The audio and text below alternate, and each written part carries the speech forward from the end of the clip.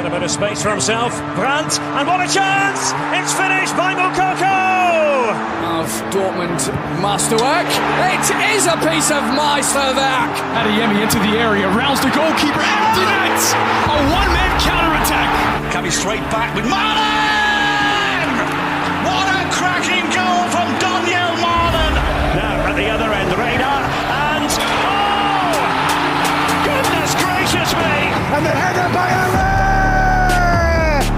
Joyous! The long wait, the painful wait is over.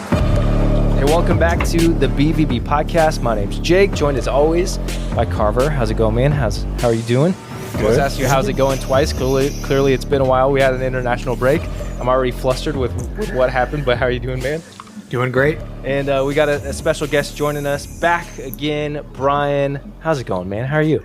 It's going great. Considering the weekend's result, something that we're going to get to talk about, which hasn't happened in 10 years, a decade? 2014, I believe, was the last time that we won in Munich. So crazy.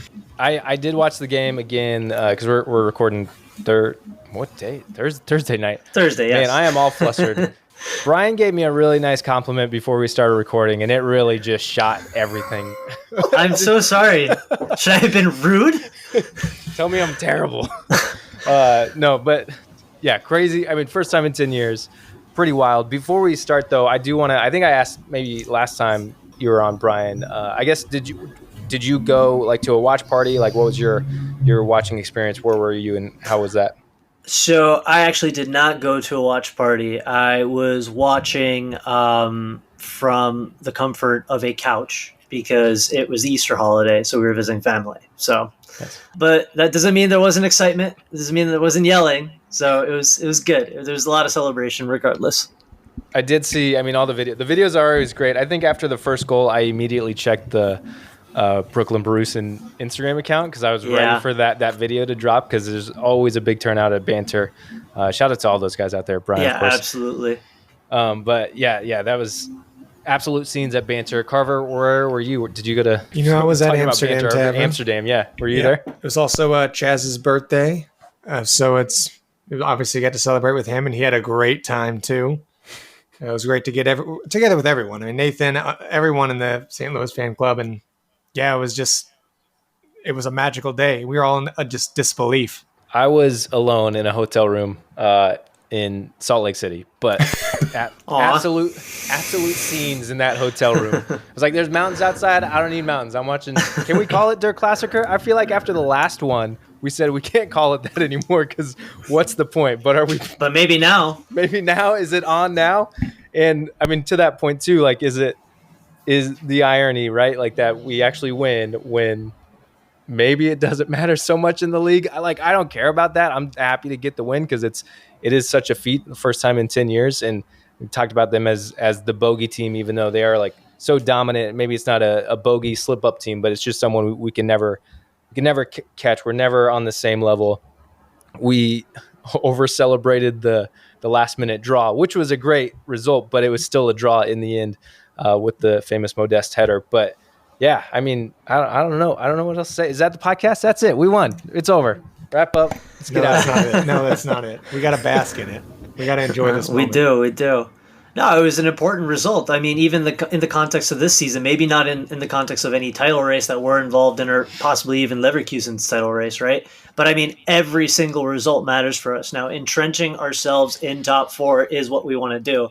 And I think the club did, well, maybe not officially, didn't come out and say this, but their goal is technically to be in third. So to get past Stuttgart, what do we need to do? We need to beat the teams that are ahead of us and to get as many points as we can. That's a massive 3 points in my opinion. Yeah.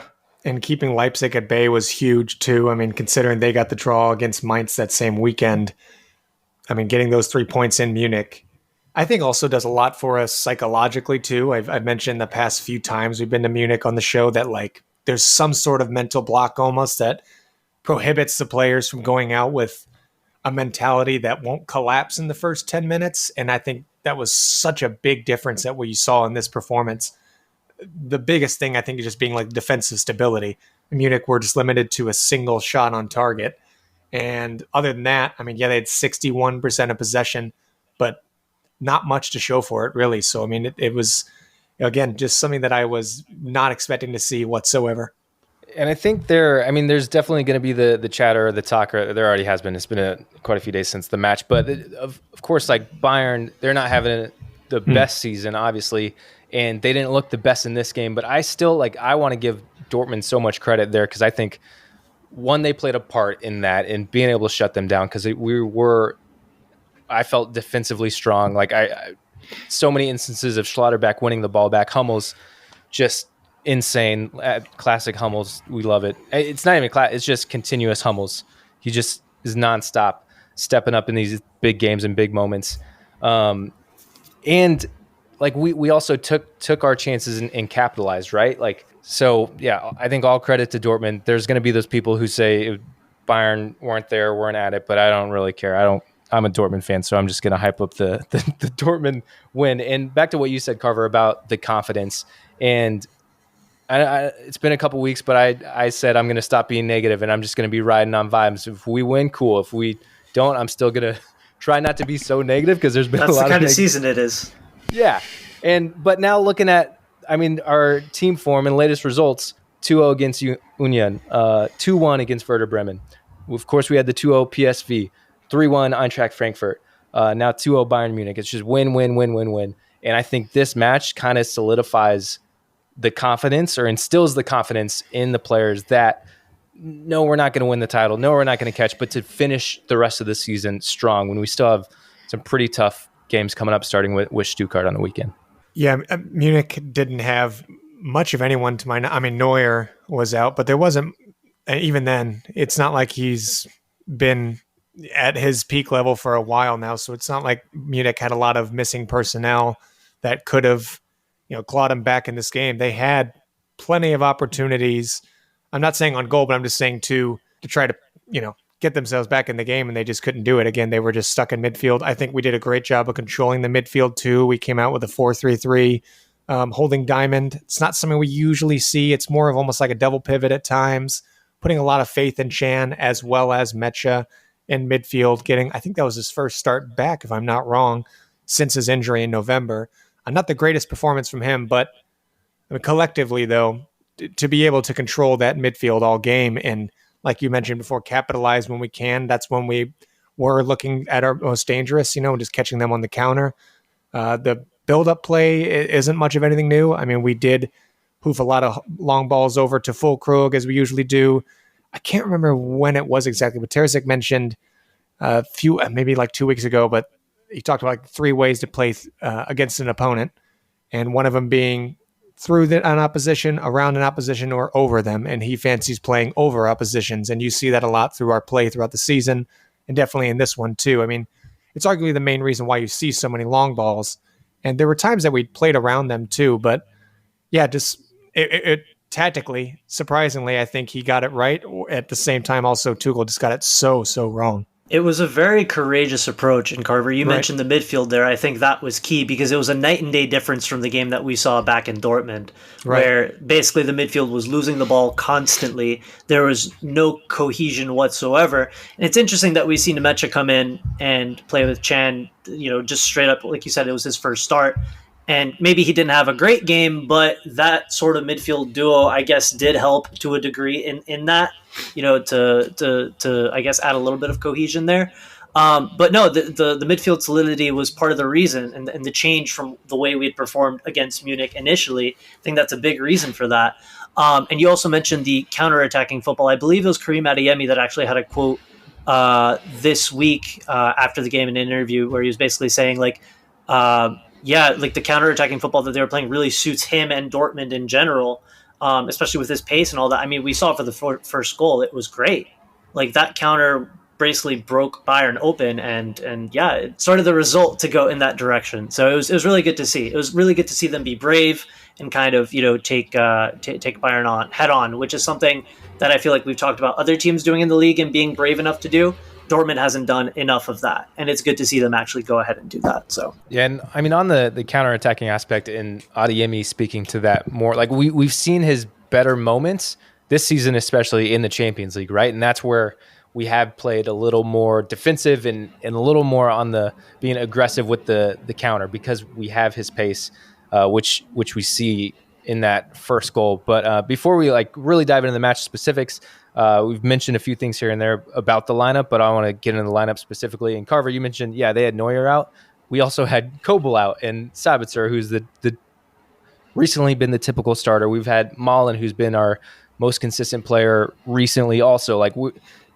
Nope, I don't want to hear any Bayern fan or see him. I'm not going to hear him. And see him on Twitter say that, well, we were out this person, and this person. Well, guess what? We were out the best keeper in Europe, so you can shut your face. Truth. Meyer, who is also the best second keeper in Europe, stepping up again as our goalie. We had Maatsen, left back, Schlotterbeck and Hummels, 2 center backs, Rierson on the right, Brandt, Chan, and Mecha in the middle, as you mentioned, Adeyemi, Füllkrug, and Sancho playing up top. Yeah, thoughts before the game, I guess, seeing the lineup and the outs and the injuries going into this, Carver?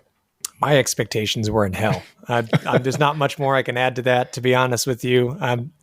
Some might not think of me as a great fan for that, but just for the past 10, 11, 12, 13, however many years it's been in Munich, this time around, I was going into it not having any expectations, so I don't have to be heartbroken again. And even after we scored the first goal, I texted you and a few other people saying I'm not celebrating yet. I mean, I'm hyped for Eddie. I mean, don't get me wrong, but I'm not celebrating yet because if you guys remember, or any listeners remember, we were in Munich in 2020, and when we had Haaland still, and we scored 2 goals, and I think it was in the first 12 or 13 minutes. And even the commentators were saying, as we scored our second goal, this game could still easily end 3 or 4 or 5-2. And that's exactly what happened. So I was just still putting my expectations in a very realistic place to be pleasantly surprised. And I think that's exactly what happened. I think we were pleasantly surprised. I think a lot of the players really stepped up. I mean, we've already mentioned Adeyemi. He definitely stepped up and has been kind of in his own mini renaissance, or I guess that's what we can call it. He's definitely been playing a lot better since he's returned. And then also shout out Julian Rierson, honestly, with the way he's honestly developed this season. I mean, when he came to the club, a lot of people really kind of thought he would just be that sort of player that fills in wherever needed. And I guess that technically still is his role, but he's shown that he can be so much more than that. And to have that sort of player, even if Dortmund go out and get, which I obviously think they should, get another couple fullbacks and all of that, I think it'll be great to know that we have someone who can perform at that level against really high-end opposition, because this is not the first time he's done this season. So big shout out to him and how far he's come, because there was a time where people were like, I don't know, like, is he really better than Marius Wolf out there? 100% he is. So never in doubt. I'm just going to say that, never in doubt in my book. And how many times have I said on the show, Jake, how underrated he is in attack? I mean, he has 4 goals this season alone, something he's never, ever done better than in his career, whether it's at Dortmund or even at Berlin either. I mean, he continues to push his ceiling higher and higher on both sides of the ball. And even outside of his goal, which was a great shot, by the way. I mean, he was linking up play really well. He made some great runs. On one of them, right shortly after our goal, he had a good opportunity to send it across, which unfortunately was gobbled up by Ulreich. But, I mean, he did a 1-2 with Sancho. The run was not tracked whatsoever, and he just gets himself into those great positions. So, yeah, shout out to Rierson. Also, we mentioned the name already, but we have to talk about Hummels. Holy fucking hell. That man is such an iconic player. I would argue, I'm no history buff for this club, so I don't want to sound like I'm talking in my ass, but I Carver, really you do are think the history buff of this show. You can't. You for this show you are, so you got to claim that. I think he's got to be a serious contender for being one of, if not the best defender in Borussia Dortmund history. I mean, he continues to be better and better and better every year since his return. And I remember, like, when he first came, he came with a price tag. And it seemed like the fan base was pretty split for the most part. Is he going to be worth the money? He's already over 31 at the time. Is he going to be anywhere near the level he was? Of course, he lost some pace, but he makes up with that with his IQ, his reading of the game, his leadership on and off the field, not just with the back line, but just the team and bringing the bravery that Brian mentioned and the heart. All of that aside, the mentality that he just has in this game alone, we're talking he had 6 clearances. A few of those were headed clearances, 5 interceptions, 5 recoveries. He dribbled past a player. He won a few duels. I mean, he was just all over the place. And this isn't the first performance he even had this season like this either, right? It's been in the Champions League against Milan. He's had a few others that are escaping me, but there were plenty of other games this season where Hummels just seems like, the best center back almost in Europe. He's unfreaking believable. So I just got to give the credit where credit's due for him. 100%. And I mean, this is a cliche, right? But the guy's aged like fine wine. Yeah. And it's crazy to think that, there's thoughts that he might end his career at the end of this season. I think if Dortmund can possibly convince him just get one more year out of him, I think it's almost crucial, because they could, let him go and possibly look for like a replacement. But honestly, with how he's playing right now, you're not going to find a youngster you're not going to find a youngster that could slot in like that. And I think it would benefit both Süle and Schlotterbeck if he stayed, because I mean, Süle's not a youngster anymore, but I mean, you can always learn. And I think like the way that Hummels and Schlotterbeck have been playing in that partnership, I think Schlotterbeck could still learn a ton from Hummels. And I think it would be very, very beneficial for our backline to still have him there. Even if maybe he's not playing as many minutes, or maybe even if his form drops off a bit next season, I think there's just so much value in having him there to pass on his knowledge and everything to what will essentially be the backline that replaces him. I think that's invaluable to Dortmund. We kind of thought this. I think what we can, hopefully, if they can extend him, like what we'll see next year is kind of what we all assumed was going to be this year. Like, not playing every match, not starting every match. And like we'd see him here and there kind of when we need him. But I don't think anyone really thought that he would be performing at such a high level this year. Purely out of like I think early on in the season, my thing was always just fitness and endurance more than anything. Like to go back-to-back games. And we kept seeing him like 3 games in 8 days, and he was just like Champions League, Bundesliga, Champions League, Bundesliga, Wednesday, Saturday, nonstop. And I was just worried. I'm like, something's gonna break. Like he won't be able to last. And he's played 30 games this season, and we've already said it. But our best defender, maybe one of our top players all year, incredible. And it'd be so I think to see him step away or retire after this year would be crazy. Yeah, he'd be going out on a high, obviously, but how he's still performing, he's not slowing down. Like not maybe slightly physically, but not performance levels. Like he's just so high up there. So I really hope they can get something figured out to keep him. And like you said, just the experience to for the other guys to learn from him. Hopefully they do bring in another center back, because even if he stays, we clearly need someone else to come in. And if you get a young guy coming in to be the backup or predecessor to just learn from him would be huge. Yeah, I feel like the plan originally with the club was last year, as Süle comes on, he can slowly integrate himself and transition as Hummels, starts to slowly go out the door a bit. But just Hummels has just been undroppable. I mean, any big game we've had in the past 2 years, Hummels has been an automatic guarantee start for this team. I mean, and Jake, you mentioned plenty of times, it doesn't matter whether it's Schlotterbeck or Süle, one of those two has to be with Hummels. That's just how our best backline looks. I mean, he's in. I'm looking at some of these stats overall in the Bundesliga. He's in the 99th percentile for tackles, 98th percentile for interceptions, 92nd percentile for blocks. I mean the passes, the accuracy, the long passes too. I mean, he gets himself involved in so many aspects of the game that you just would not expect for a man of his age. And it's just impressive is not a word that does him justice, but just wanted to shout him out. And he really deserves all the credit for keeping us at bay and keeping Bayern and just very quiet this whole game. And not only like aging like a fine wine with his skill set, but like, man, the guy is good looking. Every time they did a close up, I'm like, man, that's my man. Boo. He is a handsome man, that's for sure. One other player I do want to give a shout out, because I maybe didn't get as much love, and even like looking at his ratings wasn't great. But Füllkrug, no, he wasn't maybe as dangerous as what we like to see. He didn't get a goal or anything. But I just thought like there were a couple moments I think it was on the Adeyemi goal, but him linking up, like dropping in a lot and linking up with Brandt especially. There was a moment later in the match, I think it was when Maatsen went on his run, but it was kind of linked up with Füllkrug. Or Maatsen won the ball, got it to Füllkrug, linked up with Brandt, flick on, and Maatsen went on that crazy run. Probably should have finished it. But I just think he deserves a little more credit than maybe he's getting, because I thought his link-up play, especially with Brandt, was really good. And then Brandt, too.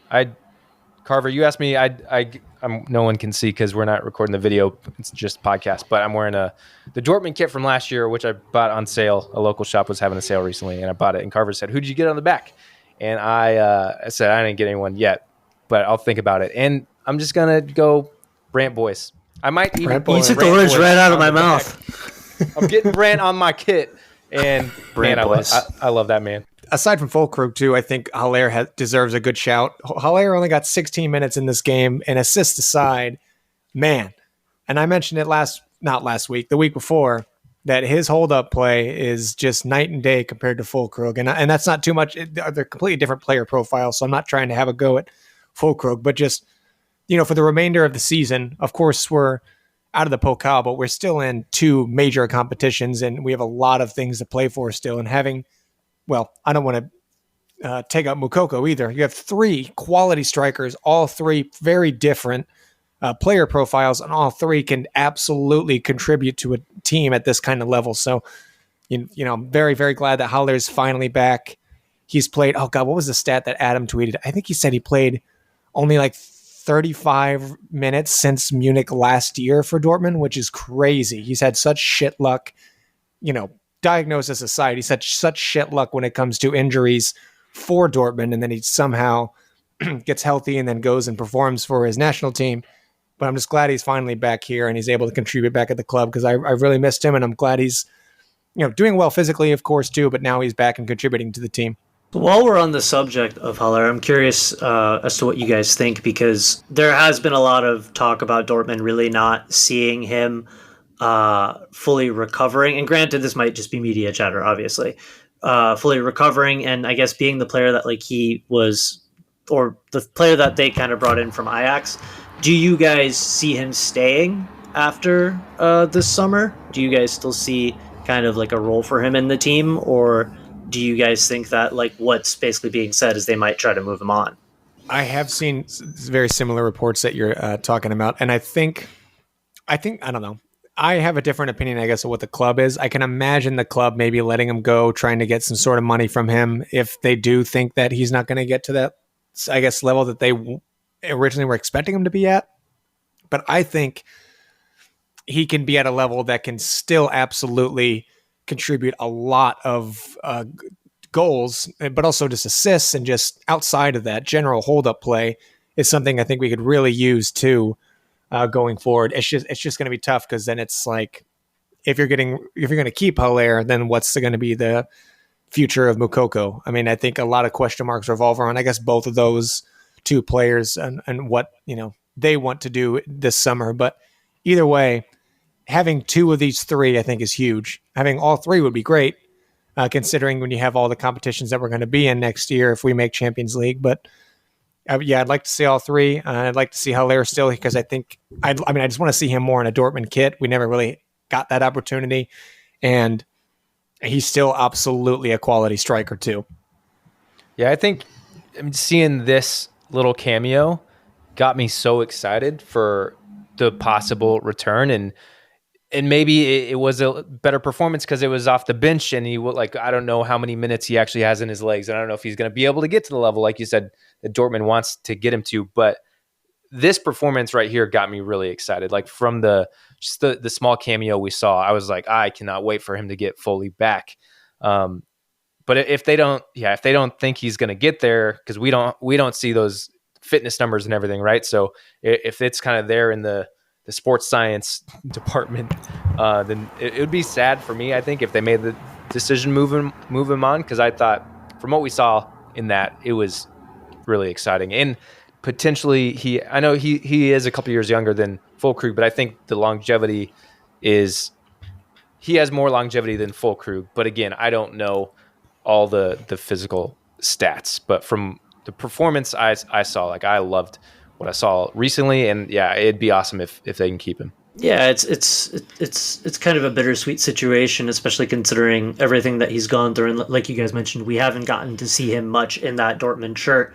My main concern with keeping him on, well, it's twofold, really. One thing is obviously what Carver mentioned with regards to what happens with the minutes from Moukoko. And in one sense, I guess you could think about it with like the new Champions League format. Maybe there will be enough minutes to spread between three strikers. You don't know. But the other thing is, with what Haller has gone through, does it make sense to keep him on in more of a bit part role, or possibly move him on so that now that he has passed this sort of massive phase of his life where he didn't know whether he'd be able to play again, to go back to or not go back to, but find a club where he could be that main man and possibly play more of his career, because he's not that old yet. Obviously, like with how a lot of players age these days, they do get to play into like their like mid 30s and all of that. I don't know, like with regards to that, like I just think about it in that sense as well. It's like, well, what would be best for Haller in terms of his career? So yeah, and it's going to be such a massive overhaul, literally like top bottom for this club in the summer too. So I mean, I think it's just a question mark all around, literally from like CEO to manager, sporting director, the leaders of the team, like your Royce and Hummels, Haller, plenty of other names are huge question marks. Mislintat. And also just trying to restructure the finances of the club too when it comes to the wages. Again, I mentioned already, but I feel like Dortmund are maybe trying to look for a way to, if they are looking to get rid of Haller, I feel like a financial aspect is probably a pretty decent sized factor, given he is one of the top earners of the team. If not, I think Haller is like top 3 or something like that. So maybe we're trying to make more room for players like, God, I hope it would be a player like Maatsen, but I don't know. I mean, I think it's going to take another month and a half minimum to actually know what this team is going to start to sort of look like going into the summer. Shout out to Derek Ray, who every time he's on the commentary and every time I see his Instagram post, and I shouted him out last time we did a podcast. I just love him so much. I'm giving a lot of international love to treasure, that man. Oof. Yeah, he's a gift to the world. He did mention on the broadcast, he talking about Dortmund, Maatsen's making probably an incredible run, made an awesome defensive stopper. He did something incredible. Although he looks so tiny compared to Sané, and I was like, geez, you're small. But he's still so good. And he did mention, yeah, Dortmund would love to keep him next year, but it's going to cost him a lot of money. I think I think it was around 30 million. 35. 35. Where do you guys, I know this has been a discussion before, but Brian, I don't remember if we've talked to you about Maatsen at all. Where do you stand with that? And do you think, where do you see that price being too high for Dortmund? I'm like, pay the man. Keep him here, please. I love him so much already. But what's your stance? And what do you think like the likelihood of him actually staying and us paying that is? I mean, I personally love Maatsen. I think not only is he a great player, he just seems like a great character, just like always very cheery and stuff like that. And that's always nice to see. But obviously when looking at whether to keep or not, we're going to look at his performances mainly. And I think he's been a breath of fresh air for Dortmund. I think having two functional fullbacks has like really helped Dortmund. That's been massive for them. That's weird. Two what? Yeah, I know, crazy, right? To think that us? No, never. Not since the Piszczek days, anyway. But I digress. No, but I do think it's important for Dortmund to try and keep Maatsen. We do have Tom Rote out on loan as well at Holstein Kiel, and I think with him coming back and spoken about this with numerous people before, I just wouldn't want it to be Ben Sebaini and Rota. Agreed. That are our choices, because I feel that would put too much pressure on Rota, because I don't see Ben Sebaini pushing on to become a starter again. In terms of price tag, I think possibly Dortmund could go below the 35, because there's also, mentions in the media now of Maatsen being really happy at Dortmund, really seeing the idea of staying as something that he could, conceptually see in his future. And I think I saw something today that Dortmund may actually try and get another loan for him. Right. So, I mean, I think it would be great, because the main concern once again would be Rota, right? You wouldn't want to block a talent from the youth academy from getting the minutes and getting the experience and time on the pitch. But I do think that with Maatsen, you would have a player that I don't think would necessarily block him. I think there's enough competitions like coming up next season where they'll have enough time to rotate and play them. But the other thing is, Maatsen, I don't think is a permanent fix for Dortmund either. I do think that he will eventually, in 2-3 years' time, move on anyway, which will allow Rota in that time to come in and establish himself more and more as that main left back for Dortmund. But in the meantime, you have a quality player like Maatsen, helping in that rotation, and then of course you have Ryerson in the mix as well, who can play on both sides. So short answer, I definitely do think Dortmund should try and keep him. Because at the end of the day, he's been great. He seems to have gelled very well into the team. And yeah, it's important to have characters like that in the squad. I personally think he should be priority number one this summer. The man has been here 4 months, and in my opinion, I think he is by far the best left back we've had since Marcel Schmelzer. Now, Guerrero had plenty of moments, sure, but he was always a midfielder that we played at left back that had moments of us getting forward. But Maatsen is just the whole package at left back. He is someone that we have really, really needed in a back line, a player with pure athleticism, a shit ton of tenacity. He's got pace. He's stronger than people think, even though he's, like Jake, you mentioned, he's pretty small. Just a bunch of other qualities that I could continue to name. And 35 or not, I think we need to, I've obviously not seem desperate, but I think this club needs to do everything we can to have him, whether it's on a loan or a permanent signing, to get him to come back to Borussia Dortmund for another year minimum.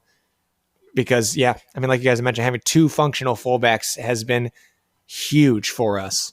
And Benzabaini and Rota being very similar player profiles, and I just don't see them really working out going forward. That's not a hit necessarily at Rota, just like Brian, you mentioned before, the pressure, and then I just haven't seen a lot from Benzabaini. He's had moments, but I don't think he's even close to Maatsen's level. Well, I think Rota, if we're talking about Benzabaini and Rota, I do think that Rota is far more creative, and he does have those moments where he can push forward and be very attacking minded.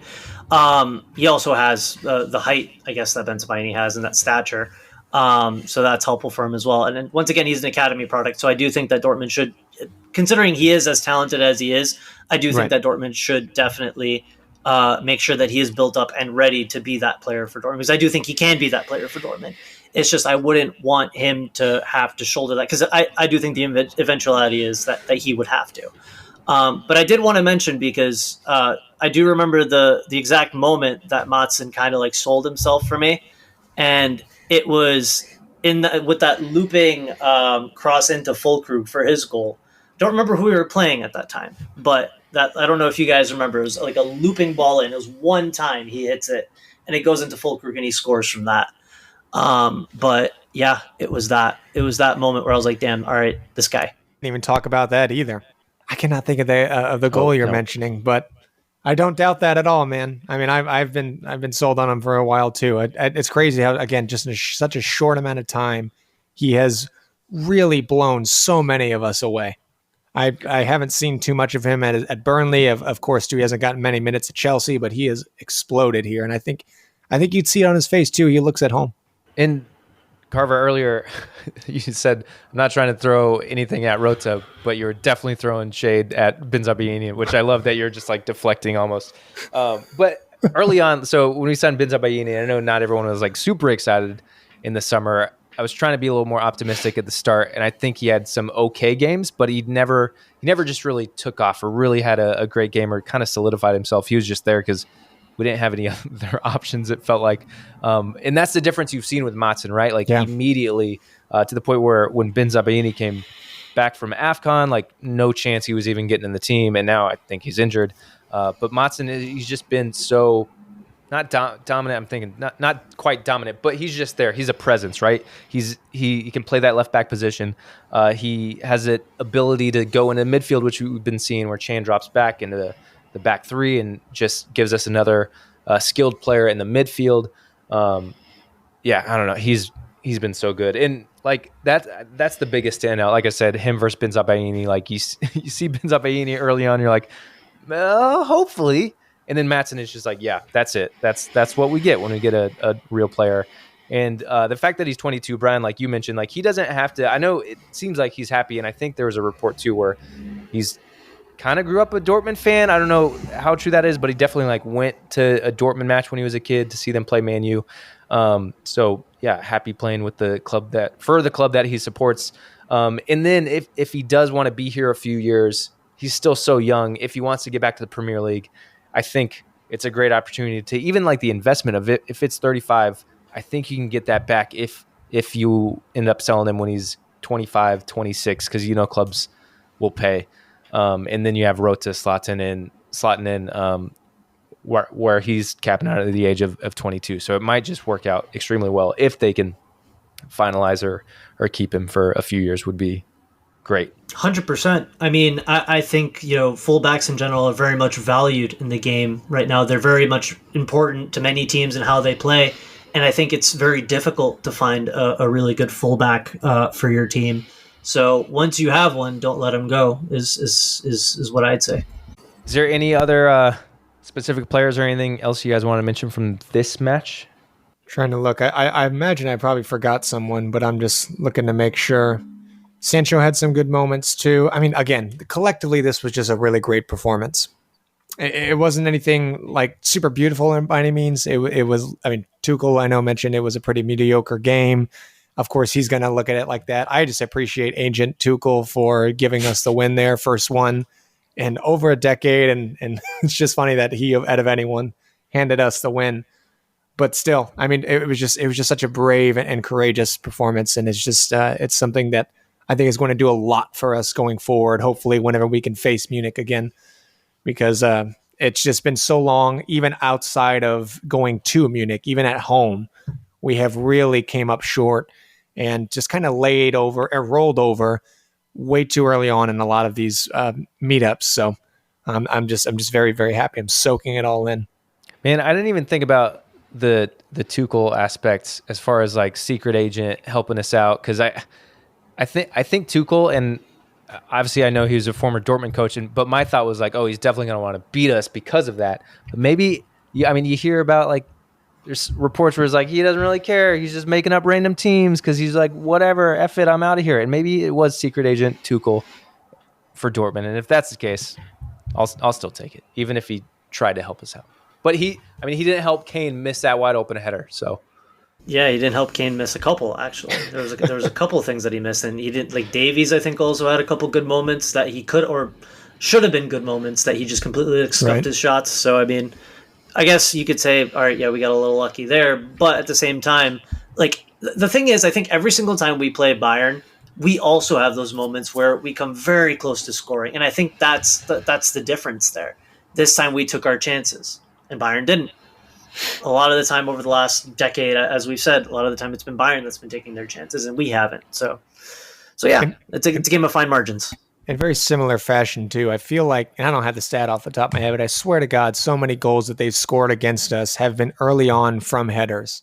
A lot of them obviously came from Lewandowski, too, but I feel like the one that Kane missed, I mean, that is a typical Munich goal that would be scored against us. So I have a coworker who's an Arsenal fan. He's like actually from London, so he's real Arsenal fan, not just an American dude.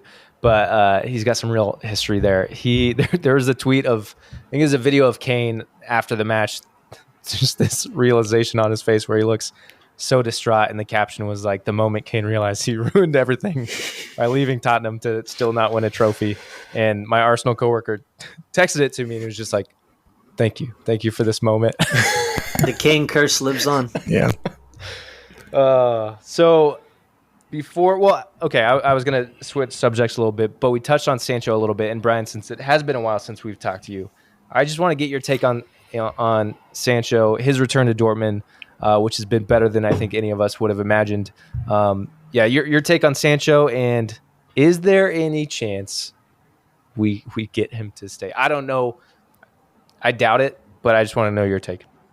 So I think there is 100% a chance that he stays because he's very happy. Obviously, he's at a club that he basically grew up at. I mean, yes, he was part of the Watford and Manchester City academies, but he really developed here, in my opinion, or at Dortmund, I should say. Yeah. And it really seems like he's once again, very, very much integrated into the squad. He seems committed. I mean, granted, okay, like he hasn't had, like every game hasn't like been peak commitment from Sancho, right? But once again, how much can you expect from a player who didn't play for half a season, basically? But for a player that hasn't played for half a season, he's been relatively effective. And I think from what I've been reading and hearing, United and Dortmund may either be able to agree another loan once again, just like kind of like in what they're trying to do with Maatsen, or possibly they might try and settle on like a 35 million euro fee, which granted is a massive drop off from obviously what United paid for Sancho. But I mean, it makes me smile when I hear that. But it's like, I feel like it would be a good fit, especially if Malen leaves. All right, so my ideal scenario, let's just lay it all out here, right? Because Malen seems like he wants to go. I'm not pushing for him to leave at this point because, he's been great for us, but whatever. If he wants to leave, no point in keeping a player that doesn't want to be here.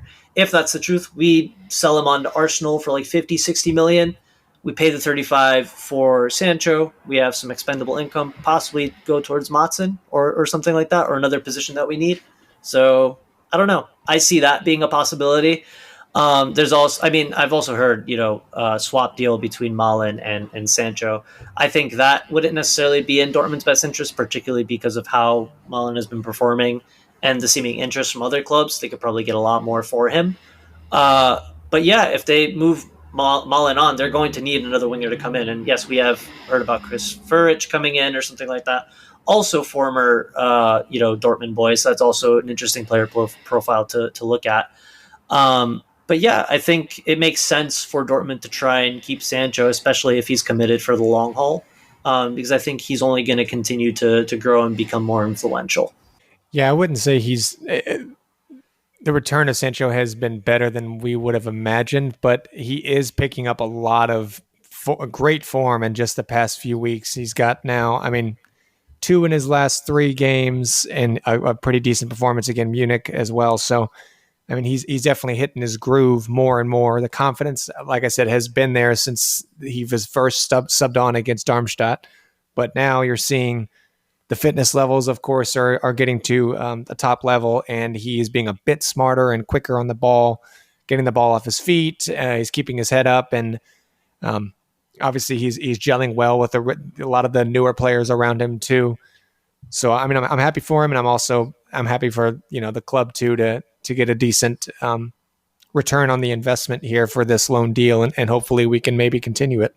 Yeah, it'll be interesting to see what happens coming up. And of course, we've been talking a lot about the next season. We still got quite a few games left in the Bundesliga. We're still in the Champions League. Before we talk about getting to Stuttgart, and I guess we can talk about Champions League too, because that's coming up next week. I just want to ask both of you, I feel like I know Carver's answer already, because one, he put it on Twitter. Is the tide turning for Terzic? Is there a chance he's still here next year? That's an interesting question you asked there. In my opinion, it would take a lot for me to change my stance on it, and my stance being that I do think Dortmund need to go with a different manager at this point. If he gets to the Champions League final and wins it, sure. At that point, it would be strange to not give him a new contract. But it's something that we've talked a lot about on our pod as well. How much are the Champions League performances down to Terzic's tactics, and how much are they down to to a degree of sheer luck and maybe individual performances? We've talked about Hummels. He's been massive in a lot of the Champions League games. So I don't know. I personally haven't liked the way the team has gone in terms of both the makeup of the players and all that. We've talked about this at length at other times I've been on. I still think that, Terzic's vision for what the team should look like isn't what I see Dortmund looking like. So I do think that regardless of whether we make top 4 or not, which I think at this point we are going to make top 4, I think it would be in Dortmund's best interest to try and find someone who can come in and, with this rebuild coming in, because we are, supposed to be rebuilding the team, right? to give someone with fresh ideas the opportunity to bring his own players in. So that's my take. What'll happen, I don't know, because obviously, he still has, as we like to call it, the Vatska armor, the plot armor of having Vatska around, So, and granted, he might be or should be taking a step back a little bit in terms of, sporting decisions and all that this summer, but I guess we'll see. So.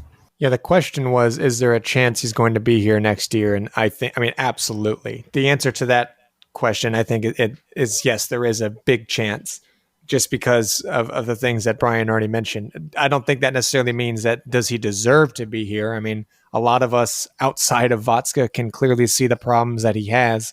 I think the question that I was asked on Twitter is, does Terzic deserve to stay? And I don't think that this one performance deserving, yeah, or even you could point to maybe 2 other performances this year where we've actually looked good, not just getting a win, but actually looked good, like a competent collective team. I don't think 2 or 3 performances a year is good enough at this kind of level to remain manager, especially given the things that I've mentioned 1,000 times now, what he's done last summer. I think that's almost pretty inexcusable for just, where he has gotten us to this point. Of course, we're in a spot in the Champions League. Yeah, it's great. Don't get me wrong. And a lot of the things like that and the Club World Cup is going to help a lot financially. But when it comes to just strictly a sporting aspect and how we're looking in terms of our performances, I mean, very, very mediocre. And I don't see him turning that around, even with this rebuild. So, yeah, I say, does he deserve to stay? No. Is there a chance? Yeah. Yeah, and I think including the rebuild is a really big factor in it for us, the fans, especially the fact that Vatska's still here. He hasn't gone yet. Like, that's what worries me almost, because, yeah, we've won our last 6. Obviously, 5. the next... Nope, 5. I can't read green dots. We won our last 5. Then we had Hoffenheim before that. You're right. Obviously, things look good in that aspect. But I just remember how panicked and how mad and everything we were with, like, the building of the squad this last summer, or the lack of the building of the squad, and all the tension between... Yeah, the lack thereof.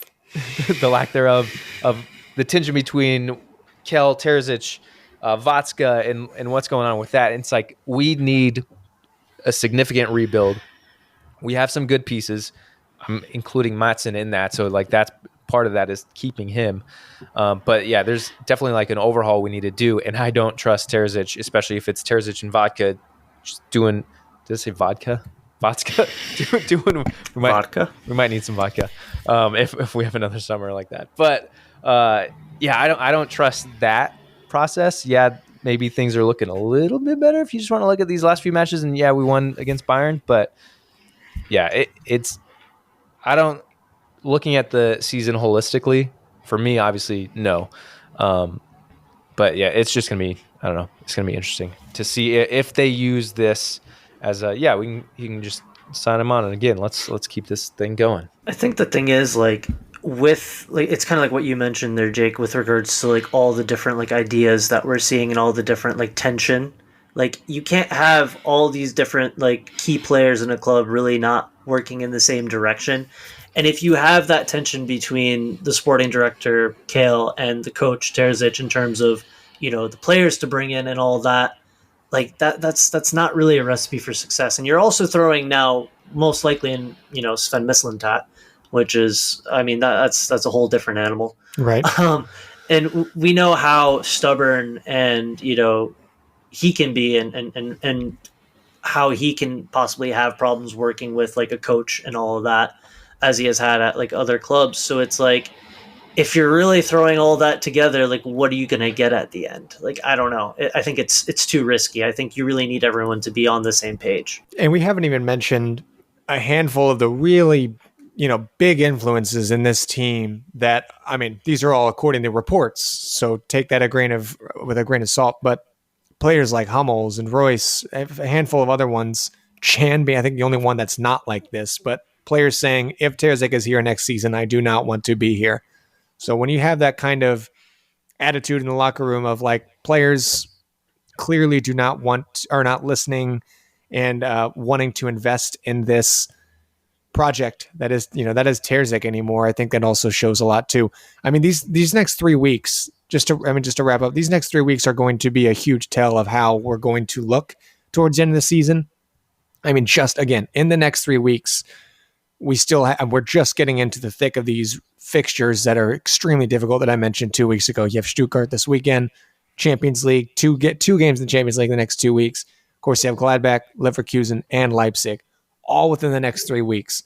So huge win, not taking anything away from that from Bayern, but we still have a lot of extremely difficult games coming up and also very crucial games coming up to hopefully, again, land in the goals that we've been setting. If that is, according to the reports, looking at third place, that starts this weekend against Stuttgart and it ends with keeping it Leipzig at bay at the end of April.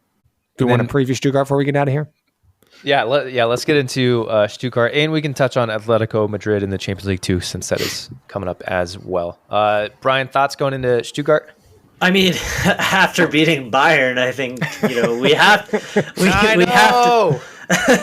we have to think that Dortmund can do this, right? I mean, this is a home game against a team that has 3 wins, 2 draws in their last 5, and I mean the last game against Hoffenheim ended in a 3-3 draw, which means that they can definitely be got at. I mean, they can definitely be scored against. So, I mean, if Hummels and Schlotterbeck and Rierson and Madsen are in the form that they were in against Bayern, I think, defensive solidity is something that we don't necessarily have to worry about. But once again, this is Stuttgart under the tutelage of Sebastian Hoeneß, who's really turned them into a force in the Bundesliga. I mean, you basically have a straight partnership of Serhou Guirassy and Dennis Undav, which basically broke the record for the highest scoring duo in Stuttgart's history up front. So with 38 goals right now, and I think before it was Jürgen Klinsmann and Karl Allgäuer. I'm sorry if I'm mispronouncing that. But yeah, they held the previous record at, I believe it was 37. So, I mean, they're really in peak form right now. I mean, we already mentioned Chris Furich. I mean, he's been doing great. 7 goals, 7 assists on his end too. So yeah, I mean, you're facing a very tough Stuttgart side that has beaten Dortmund twice already this season, but we're also in form right now. Once you guys already mentioned, the five wins on the trot. So I do think it's very doable, and it is a home game. So I do think, I think Dortmund, I feel like I say this every week, no matter what pod I'm on. It's not about if Dortmund do it, it's they need to do it, because they need to make up the ground on Stuttgart to make sure that they can try and reach that goal of being in third and keep, the pressure on Leipzig to perform as well, because, I mean, they're still in the background there. It's a very tight race for those third and fourth spots. Yeah. So it's a must win. So it's not about what I think Dortmund should do. It's Dortmund just need to do it. You're 4 points behind Stuttgart. That 38 goal stat is absolutely ridiculous. I knew it was 38, but I guess I didn't put them together between Undav and Guirassy. It's 23 goals and 1 assist for Guirassy and 15 goals and 8 assists for Undav. Just ridiculous. And then, of course, you have Dahoud getting his first start for Stuttgart just last weekend against Heidenheim. So I'm expecting him to also start against us as well. So, I mean, their midfield is going to look pretty solid as well between Angelo, Stiller, and Dahoud too. I think that's a pretty decent partnership for them in midfield. Of course, you have Furyk as well. It's going to be a lot for us to keep at bay, similar to Bayern in different ways, but just also similar when it comes to just the numbers that they put up this season. But yeah, I mean, I think it's doable. And like Brian said, it has to happen if we are going to close that gap. We are 4 points behind them, and that would be a great turn for these next few weeks, given they have also Stuttgart, Leipzig, and Bayern in the next 4 weeks. So, I mean, they could very well drop points if we were able to close that gap a bit Saturday. Do you have any score predictions? I feel like it's going to be a goal fest. That's for sure. I'll go with 4-2 us. I was thinking 4-2 as well. Or 4-1. I'm going to... Well, 3-1. Excuse me. Let me edit that back a little bit. Just because I was talking about how important it would be for Dortmund to be solid defensively. So let's say 3-1 with the last goals coming in late in the second half. Wow. I love that. I'd love to see that. I'm gonna go 4-2. I think maybe even concede early on. Hopefully not. But either way, I think we'll get back into it and then maybe concede another goal towards the end. But I'm going to go 4-2. Do you think we try to play on the counter? Like, do you think it, or we're just going to go for it? I hope not, man. I hope we're past that. I feel like that's December Dortmund. I mean, that's Bayern Dortmund too. Like, fair enough. With how they play, do you think it's a game where we take what we did in Bayern and we just try to play it safe? Sounds terrible, but I don't think we do that at the Westfalen. I really don't. I mean, I don't know. It's hard to say because I feel like you really kind of just have to look at the way Stuttgart set up. And I mean, I don't necessarily think they play exactly the same way that Bayern do. Mm-hmm. So, I mean, I think it's really going to come down to, it's going to come down to them really analyzing how Stuttgart play and trying to formulate a plan that works for that specific game. So, yeah, I mean, it did work against Bayern. I mean, if we want to get the best out of Adeyemi, I mean, he said himself that, he really likes to play on the counter. So, I mean, if we want to utilize him to his best ability, maybe we play like that. I don't know. I guess we'll see. We are playing at home, so I do feel it will be another courageous performance. Yeah. So, of course, Stuttgart is Saturday, and then next Wednesday we are at Atlético Madrid for the first leg in the Champions League quarterfinals. Quarterfinals? Yep. Quarterfinals. Brian, just your take on, because Carver and I kind of went in depth on the draw and the opponents and everything. So, your thoughts on Atlético Madrid? I mean, that matchup in general and the match coming up? It's going to be an interesting one. I mean, if you take it at face value, obviously of the teams that Dortmund could have gotten, like if you're just kind of looking at it, like it's not necessarily the worst draw, right? But Atletico, as we know, do like to play a bit more defensively. They've been a bit more attacking this year, from what I understand. So it's not your typical Simeone side, but I do think they still can roughhouse their way through a game. So it's going to be interesting. It's going to be very, very interesting to see how we set up in terms of that game. I think it's doable, 100%. If once again, going back to this, if we were able to beat Bayern, like, are we not capable of beating Atletico Madrid? I do think we are. And I think it'd be great for us, obviously. Like, I'm not going to sit here and say, like, yeah, we're going to make it all the way to the final, but making it to the semis seems like, considering the draw, I do think more so now that I've seen Dortmund play a little bit more, and start to get that form and get better results, I do think it's very, very much doable. But yeah, we'll see what happens. Awesome. I think we're going to wrap up because unless, Carver, you want to talk about Atletico Madrid more? No. And I do apologize because, Brian, I probably didn't give you the intro that you deserve, but I know we're always getting a plug. I know we're always getting new listeners in, and I just introduced you just as Brian, but Brian Straub. I caught that. Who is, yeah, I know. I was too excited. They were just getting into it. Brian's back. It's just Brian. But Brian, anything that you've been, if you don't know Brian, make sure you give him a follow. Got the links to everything to follow him in the description of this episode. But if you want to give a quick plug to your podcast, Dortmund Dispatch, and anything you've been writing lately or you got coming up. Yeah, for sure. And first off, I want to thank you guys for having me on again because it's always super fun. So always happy to record with you guys and just chat Dortmund. But yeah, you guys can catch me at Brian_Straub94 at Twitter. I'm writing for BVB Buzz. And obviously, yes, you mentioned Dortmund Dispatch. Pick up the guys from there. We do a lot of hard work on the pod. So give us a listen, give us a follow. We have episodes every Wednesday. And in terms of writing, yeah, I got an article coming out about the whole Mislintat situation. So stay tuned for that. I'm pumped for that. Again, get connected with Brian, read everything he's doing, listen to their podcasts. Everything is linked in the description of this episode. And yeah, that wraps it. It's been a good one. Of course, I mean, we knew it was going to be a good one coming out of a Der Klassiker win. Check mark. It's Der Klassiker again. Yeah. But yeah, and the boogeyman is behind us. And we'll be back next week. We appreciate you guys hanging out and listening. We'll see you later.